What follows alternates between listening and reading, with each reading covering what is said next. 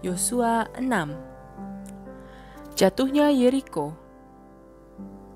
Dalam pada itu Yeriko telah menutup pintu gerbangnya, telah tertutup kota itu karena orang Israel, tidak ada orang keluar atau masuk. Berfirmanlah Tuhan kepada Yosua, "Ketahuilah, aku serahkan ke tanganmu Yeriko ini beserta rajanya dan pahlawan-pahlawannya yang gagah perkasa. Haruslah kamu mengelilingi kota itu, yakni semua prajurit harus mengedari kota itu sekali saja. Demikianlah harus engkau perbuat 6 hari lamanya. Dan 7 orang imam harus membawa 7 sangkakala tanduk domba di depan tabut. Tetapi pada hari yang ketujuh, 7 kali kamu harus mengelilingi kota itu, sedang para imam meniup sangkakala. Apabila sangkakala tanduk domba itu panjang bunyinya dan kamu mendengar bunyi sangkakala itu, maka haruslah seluruh bangsa bersorak dengan sorak yang nyaring, maka tembok kota itu akan runtuh. Lalu bangsa itu harus memanjatnya masing-masing langsung ke depan." Kemudian Yosua bin Nun memanggil para imam dan berkata kepada mereka, "Angkatlah tabut perjanjian itu, dan 7 orang imam harus membawa 7 sangkakala tanduk domba di depan tabut Tuhan." Dan kepada bangsa itu dikatakannya, "Majulah, kelilingilah kota itu, dan orang-orang bersenjata harus berjalan di depan tabut Tuhan." Segera sesudah Yosua berkata kepada bangsa itu, maka berjalanlah maju ke 7 orang imam yang membawa ke 7 sangkakala tanduk domba itu di hadapan Tuhan. Lalu mereka meniup sangkakala, sedang tabut perjanjian Tuhan mengikut mereka. Dan orang-orang bersenjata berjalan di depan para imam yang meniup sangkakala dan barisan penutup pengikut tabut itu, sedang sangkakala terus-menerus ditiup. Tetapi Yosua telah memerintahkan kepada bangsa itu demikian, "Janganlah bersorak dan janganlah perdengarkan suaramu, sepatah kata pun janganlah keluar dari mulutmu, sampai pada hari aku mengatakan kepadamu, bersoraklah, maka kamu harus bersorak." Demikianlah tabut Tuhan mengelilingi kota itu, mengedarinya sekali saja. Kemudian kembalilah mereka ke tempat perkemahan dan bermalam di tempat perkemahan itu.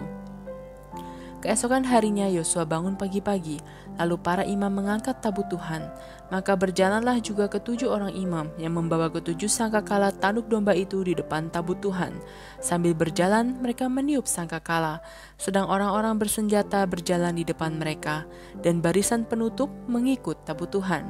Sementara sangkakala terus-menerus ditiup. Demikianlah pada hari kedua, mereka mengelilingi kota itu sekali saja, lalu pulang ke tempat perkemahan. Dan begitulah dilakukan mereka 6 hari lamanya. Tetapi pada hari yang ketujuh, mereka bangun pagi-pagi, ketika fajar menyingsing, dan mengelilingi kota 7 kali dengan cara yang sama. Hanya pada hari itu mereka mengelilingi kota itu 7 kali. Lalu pada ke-7 kalinya, ketika para imam meniup sangkakala, berkatalah Yosua kepada bangsa itu, "Bersoraklah, sebab Tuhan telah menyerahkan kota ini kepadamu, dan kota itu dengan segala isinya akan dikhususkan bagi Tuhan untuk dimusnahkan.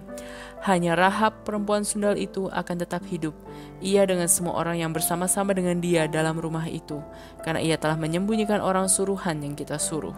Tetapi kamu ini, jagalah dirimu terhadap barang-barang yang dikhususkan untuk dimusnahkan, supaya jangan kamu mengambil sesuatu dari barang-barang yang dikhususkan itu setelah mengkhususkannya, dan dengan demikian membawa kemusnahan atas perkemahan orang Israel dan mencelakakannya.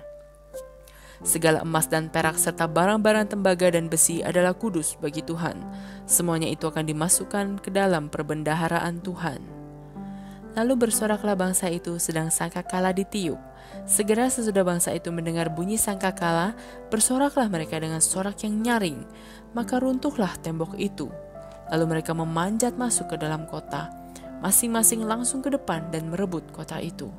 Mereka menumpas dengan mata pedang segala sesuatu yang di dalam kota itu, baik laki-laki maupun perempuan, baik tua maupun muda, sampai kepada lembu, domba, dan keledai.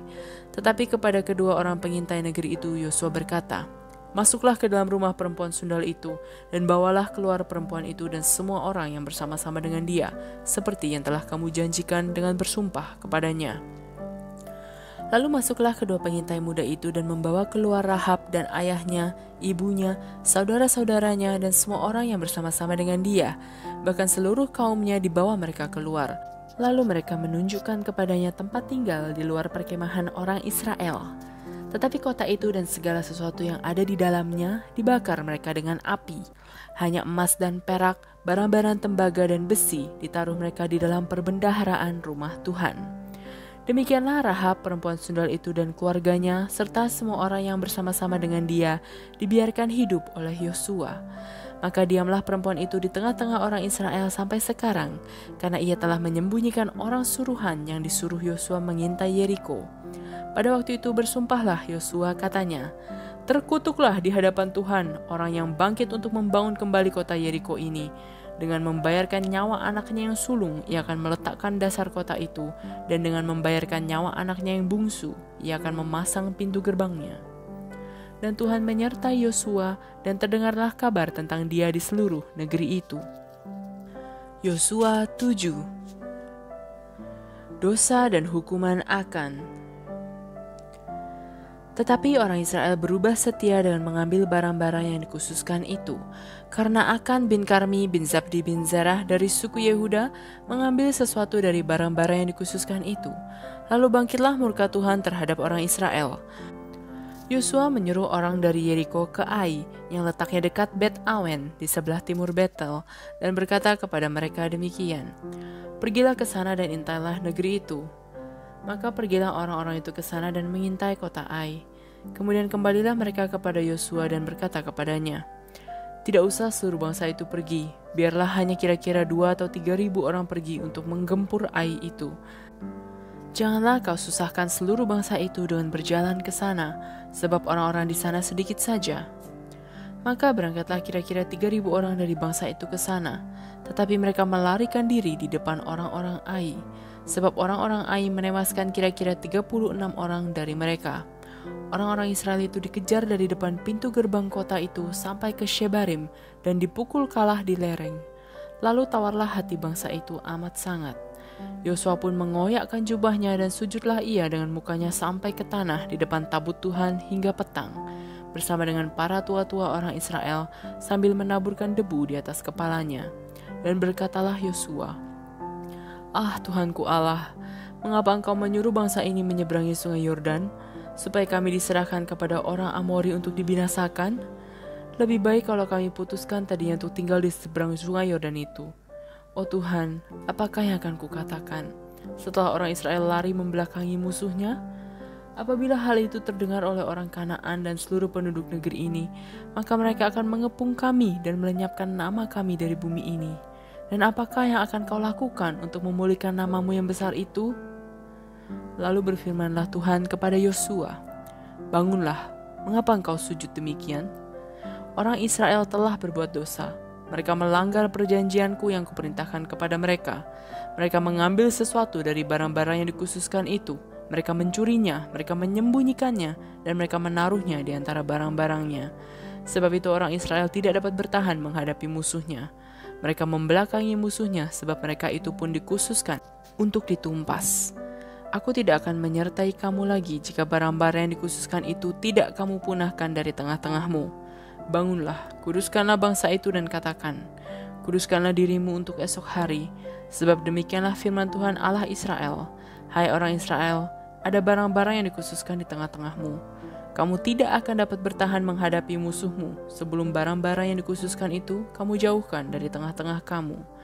Besok pagi kamu harus tampil ke muka suku demi suku, dan suku yang ditunjuk oleh Tuhan harus tampil ke muka kaum demi kaum, dan kaum yang ditunjuk oleh Tuhan harus tampil ke muka keluarga demi keluarga, dan keluarga yang ditunjuk oleh Tuhan harus tampil ke muka seorang demi seorang. Dan siapa yang didapati menyimpan barang-barang yang dikhususkan itu akan dibakar dengan api, ia dan segala sesuatu yang ada padanya, sebab ia telah melanggar perjanjian Tuhan dan berbuat noda di antara orang Israel.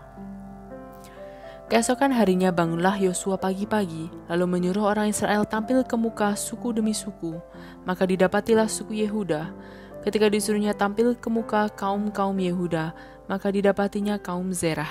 Ketika disuruhnya tampil ke muka kaum Zerah, seorang demi seorang, maka didapatilah Zabdi.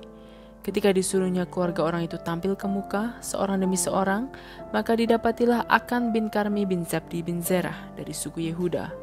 Berkatalah Yosua kepada Akan, "Anakku, hormatilah Tuhan Allah Israel, dan mengakulah di hadapannya. Katakanlah kepadaku apa yang kau perbuat, jangan sembunyikan kepadaku."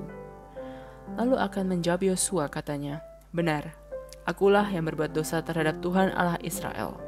Sebab beginilah perbuatanku. Aku melihat di antara barang-barang jarahan itu jubah yang indah buatan Sinear, dan 200 shikal perak, dan sebatang emas yang 50 shikal beratnya. Aku mengingininya, maka ku ambil. Semuanya itu disembunyikan di dalam kemahku dalam tanah, dan perak itu di bawah sekali." Lalu Yosua menyuruh orang segera pergi ke kemah itu, dan sesungguhnya semuanya itu disembunyikan dalam kemah Akan, dan perak itu ada di bawah sekali. Maka mereka mengambil semuanya itu dari dalam kemah, lalu membawanya kepada Yosua dan kepada semua orang Israel, dan mencurahkannya di hadapan Tuhan.